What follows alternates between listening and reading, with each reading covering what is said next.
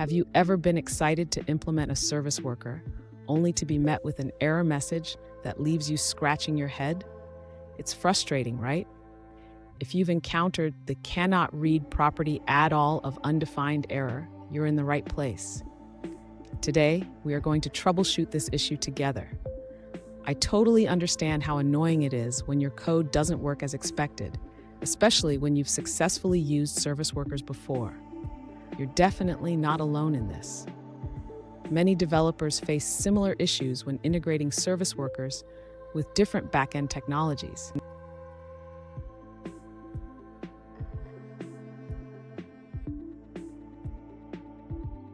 Let's dive into the specific situation at hand. One user recently shared their frustration about a service worker installation failure. They provided their code and explained that they are getting an exception because the cache is undefined when trying to use cache.addAll. Sound familiar? If so, let's figure this out together. So, what could be causing this issue? The error typically indicates that the cache object is not being created correctly. This could be due to several reasons, including the service worker not being registered properly or issues with the caching mechanism itself. Let's break it down step by step. And don't go anywhere. I've got a crucial tip at the end that will help you avoid this issue in the future. Trust me, you won't want to miss it. To address the issue with the service worker installation, the user should first check if the cache is being created properly. This can be done by ensuring that the cache name is defined correctly and that the cache is opened successfully. Next, the user should add error handling to the cache opening process. This will help identify if there are any issues when trying to open the cache. After adding error handling, the user should check the console for any error messages. This will provide insights into why the cache might be undefined. If the cache is still undefined, the user should ensure that the service worker is registered correctly and that the scope is set properly. This can affect how the service worker interacts with the cache.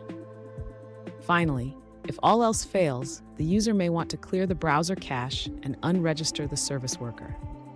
This can resolve issues caused by stale caches or previous service worker versions.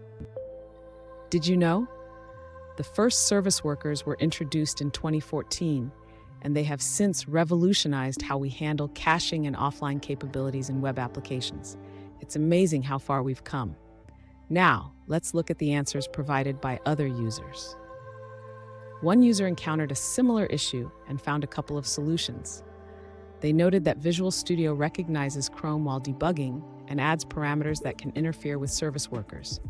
To fix this, they suggest disabling the JavaScript debugging option in Visual Studio. You can find this under Debug, then Options, and General. Just uncheck Enable JavaScript Debugging for ASP.NET. Another approach is to add Chrome as a new browser in Visual Studio. This involves creating a symlink for Chrome and adding it without any arguments. You can do this from the Play context menu by selecting Browse With.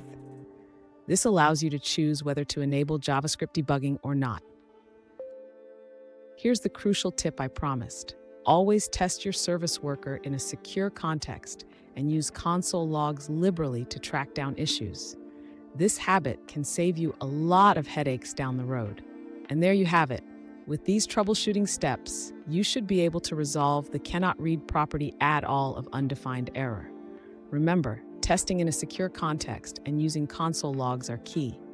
If you found this video helpful, hit that subscribe button for more tips, and don't forget to check out our bonus content on mastering service workers.